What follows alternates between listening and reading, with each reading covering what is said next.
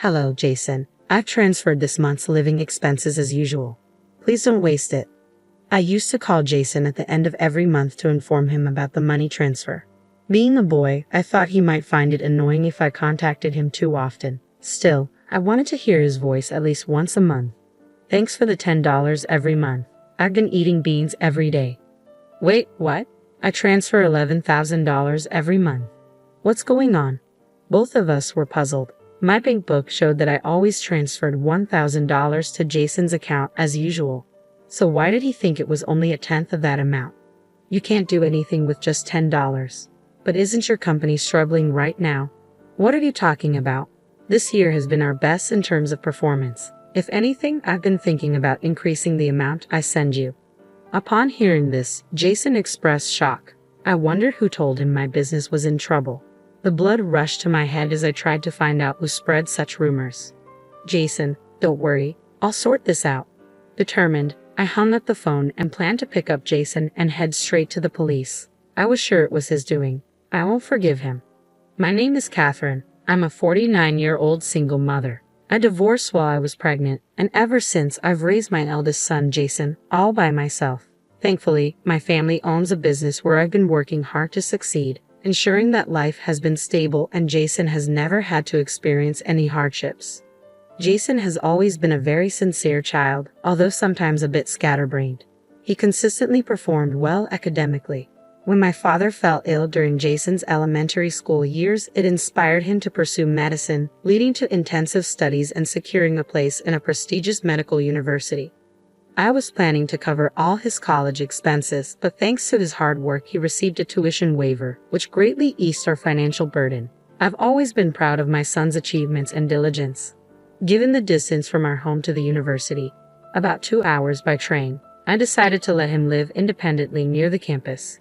He found a spot in a student dormitory that houses students from various universities. While parents aren't allowed inside the dorm, other students helped Jason with moving in. It was sad not to see his room, but it was part of his growing up. For the first few days of his independent life, Jason kept in touch regularly. However, after a week, the communications became infrequent, and by the end of the month, I hardly heard from him.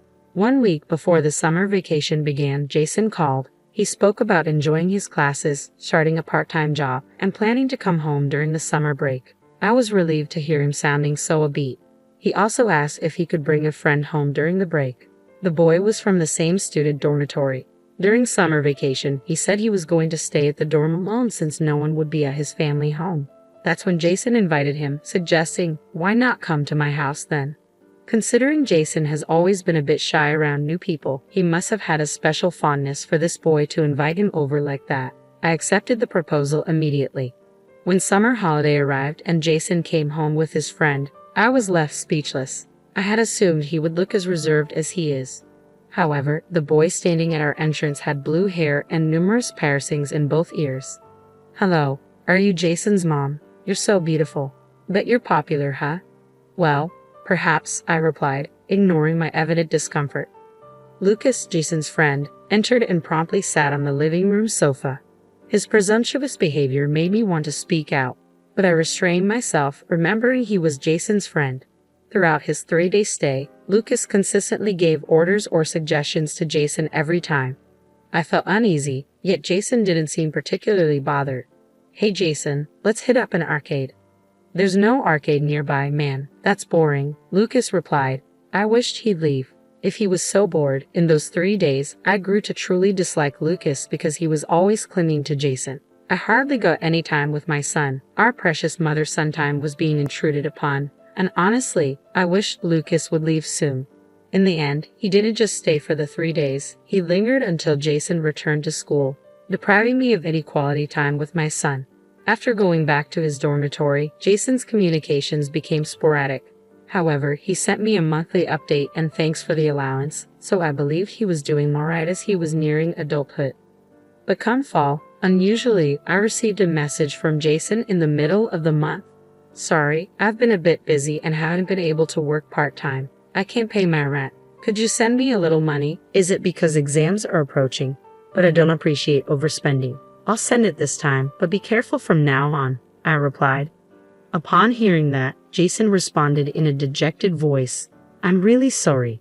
It was an uncharacteristic issue for the normally responsible Jason, and I had a hunch that somehow Lucas might be involved. Hey, is there something troubling you right now? I'm fine, thank you as always. Just don't push yourself too hard. I was concerned by Jason's lack of spirit in his voice, but assumed he was just downcast because it was his first time having financial troubles. At the end of the following month, I called Jason. Hello, Jason. I've deposited your living expenses for this month. Don't waste it.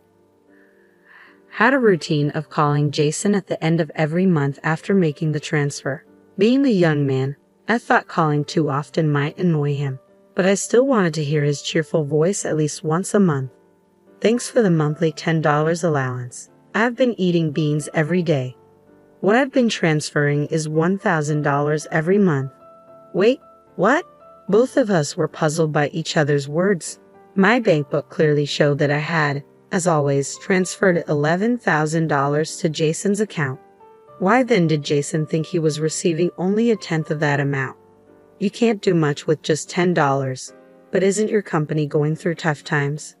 What are you talking about? This year has been our best performance-wise. I've actually been thinking of increasing the amount I send you.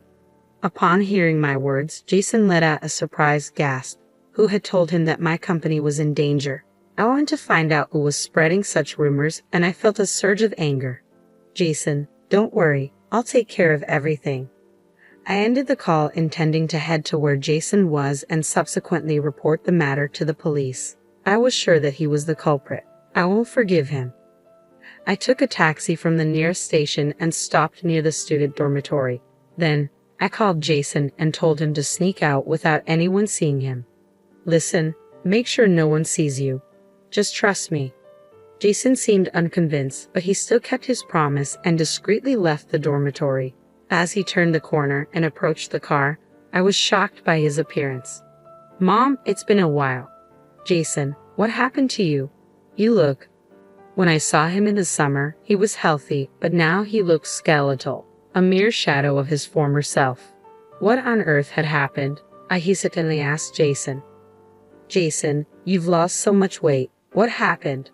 At first, Jason tried to brush it off, but he eventually began explaining his current situation. Mom, after I got back from my visit, you sent me a new bank book, remember? Since then, the allowance you sent has been reduced to $10. I did struggle a lot, but Lucas mentioned during my visit that you talked about closing down the company, so I thought maybe things were tough for you. I was stunned to hear this. I had no recollection of discussing such a thing with Jason during his visit. The company was achieving its best performance ever this year, and I had no intentions of shutting it down whatsoever. Moreover, there was another thing that struck me about Jason's story. Hey, what's this about a new bank account? Ha! Indeed, Jason hasn't opened a new bank account since he was born, and I've been depositing $1,000 into the same account every month. I have a bad feeling, Jason. Let's go to the police. The police? Why? The money I've been sending to you, someone might have stolen it. When I said that, Jason's eyes widened in disbelief, but soon he seemed to ponder if his suspicion might indeed be correct. I felt a pain in my heart, thinking about the hardship that might await Jason in the future. However, someone has to take responsibility for doing this to you. Driver, please take us to the nearest police station. With my request, the taxi started moving. The taxi driver, who overheard our conversation, kindly drove us to the largest police station in the city. Upon arriving at the police station, I supported Jason as we entered. Jason, once a member of a sports club and so diligent about his diet with an impressive physique, now seemed frail, perhaps even lighter than me. Tears welled up in my eyes as I supported him. A young male officer at the station listened to both our stories and offered comforting words. You've been strong, gone through tough times, he said, causing Jason to break down crying. Actually, we've had similar complaints from student dormitories in this area recently, the officer continued. About 3 families have come forward with complaints similar to ours, and all of them were pointing to one individual as the culprit.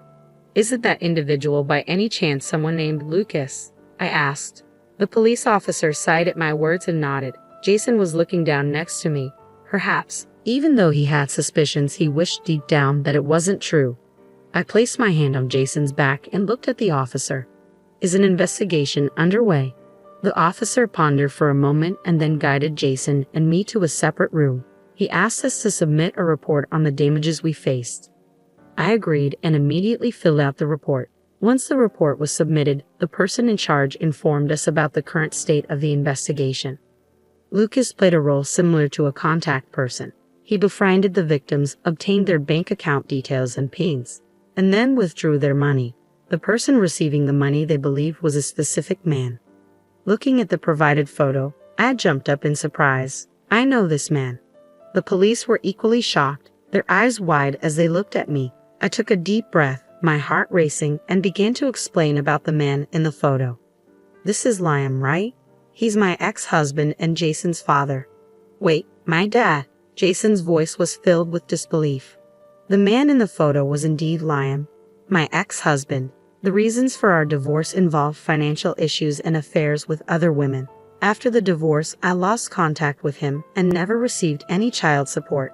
However, I believed it was better for Jason not to have any bad influence from him, so I never tried to track Liam's whereabouts after that. But I never imagined he would be involved in something that would lead to police intervention. I felt the blood drain from my face. So, Jason was deceived out of his money by both a close friend and his biological father. Jason stood frozen, his mouth open in shock. Actually, we've discovered that this Liam and Lucas are father and son. Wait, what? I was taken aback. I had met Lucas before, and he had mentioned he was the same age as Jason. Given the rigorous ID verification at Jason's student dormitory, that was likely true. But if that was the case, it meant that Liam had another woman pregnant at the same time as me, which would be an affair. Though I no longer held any feelings for Liam, the revelation was still shocking. So, Lucas and I are brothers, Jason muttered, overwhelmed by this unexpected revelation. I was also at a loss for words, having never anticipated such a twist. In light of this, we have a favor to ask. Of course, I'll cooperate in any way possible to catch those two, I said. At my words, Jason nodded in agreement. Following the police's instructions, we decided to play along with their plan. I discreetly sent Jason back to his dormitory and checked myself into a nearby business hotel. The next day, ensuring Lucas was present, I made a call. Hello, how are you, Jason? I asked. Jason, mentioning he was doing the dishes, deliberately put the call on speaker. From this, I deduced that Lucas was nearby. I had a little unexpected income, so I'll be transferring some money into your account. Make sure to use it wisely. Understood. Thank you, Jason replied before ending the call. I stopped the IC recorder I had at hand and proceeded to transfer $88,000 into Jason's account. The next morning, armed with evidence, Jason sent me it after verifying the bank transfer. I presented it to the police. Before heading to the dormitory, we made a brief stop. Once we arrived, we explained the situation to the dormitory's manager, who immediately led us to Lucas's room. Upon ringing the bell, we heard hurried footsteps approaching from inside. Yeah, who is it? Lucas asked, swinging the door open, only to freeze in his tracks, utterly shocked. In a place where outsiders were strictly prohibited, seeing me and the police officers must have been the last thing he expected. With a composed smile, I greeted the flustered Lucas. Hello, Lucas. It's been a while. I'm Jason's mother. Why would Jason's mother want to see me, and why are the police here? Lucas glanced over at Jason, standing beside me, and seemed to realize the nature of our visit. We have a warrant, so we're going to conduct a search now. I have to leave now, so could we reschedule this for another time? Lucas attempted to close the door forcefully. Without missing a beat after hearing the officer's statement, Lucas tried to close the door forcefully. However, the police officers were prepared for this. 2 officers forcefully opened the door, initiating the search. Almost immediately after they began, voices echoed from various corners. Lucas visibly slumped, realizing the gravity of the situation. Jason and I entered the room, leaving a deflated Lucas behind. There were multiple bank books and cards laid out on the table, all under different names. My head throbbed looking at the evidence. The police officers, with practiced hands, arranged the items according to their names and started taking photographs. How did you find out, Jason? Did you set me up? Lucas's voice trembled with disbelief. I thought you were my best friend, but all along, you were mocking me, internally watching me struggle. You've got it all wrong. There's a reason for all of this. Lucas scrambled to come up with excuses, but Jason didn't react at all. Frustration marked Lucas's face, and it seemed like he was about to lash out. I stepped in. It's pretty low to scam money from your own half-brother, I said, glaring at Lucas. Half-brother, Jason interjected, his voice betraying a mix of hurt and confusion.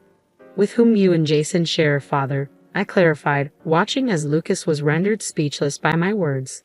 Given that he targeted only students, it seemed probable that he had shared preliminary information with Liam. My family business is unique, so when Liam investigated Jason, he would have quickly realized that he's my son, I continued calmly. Is that a lie? Lucas demanded. It's true. Liam is my ex-husband and Jason's real father. It seems like he was cheating on me at the same time that you were born, I explained. When I said that, Lucas sat down in shock. I knew from the police investigation that Lucas had a frail sister. Soon after divorcing me, Liam quickly married his then mistress, but I heard that she didn't want a boy, and he was left to grow up neglected. Soon after, the sister was born, Liam and his mistress divorced, and the sister was taken in by her maternal family due to the cost of her treatment. It seems Lucas was taken in by Liam, I narrated, piecing together the family dynamics. They seem to have met regularly as siblings, and during those times, Lucas gave money to their mother for treatment, I added, feeling the strong bond between the siblings. And Lucas, it seems my assumptions were correct. Did I exploit my own sibling? With those words, Lucas was taken away by the police. Jason and I went straight to the police station, where we were shown our share from the confiscated bank book. Apparently, Lucas would get people drunk, go shopping with them, check their ATM pin, then go to their room and steal their bank book, card, and ID.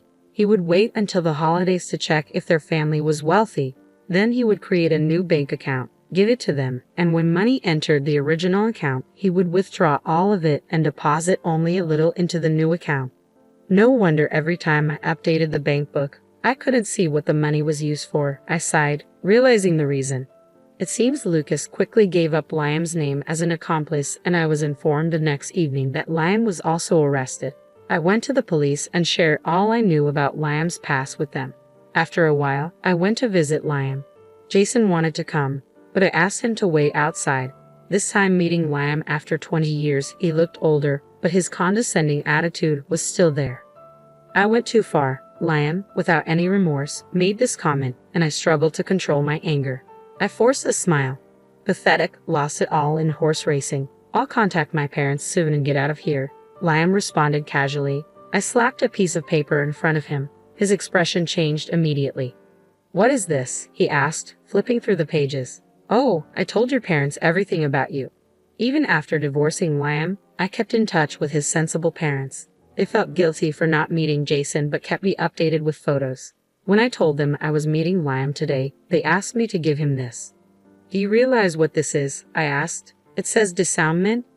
Liam approached me aggressively through the glass. I calmly responded, until you, who ran away, won't understand their struggles. They wanted to meet their grandson Jason, but they waited until your mess was settled.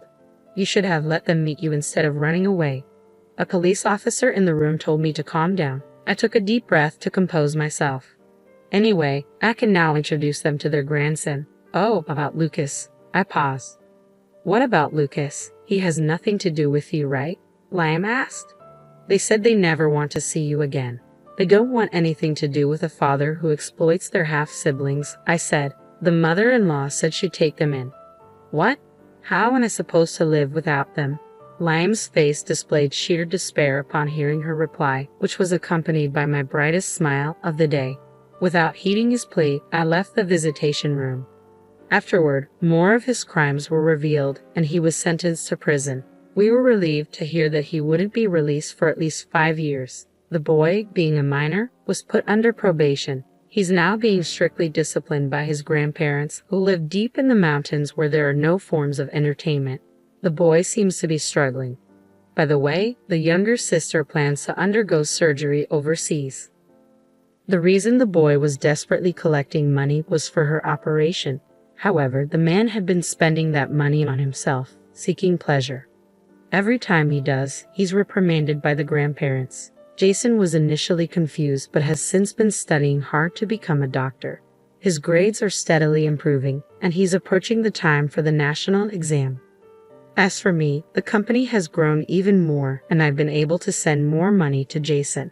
Moreover, someone who has been supporting the company alongside me suddenly proposed to me.